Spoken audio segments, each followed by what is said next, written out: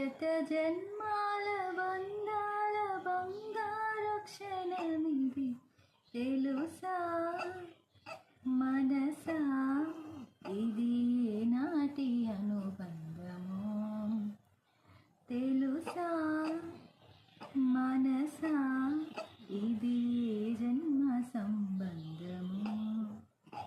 నచ్చిందా నాన్న?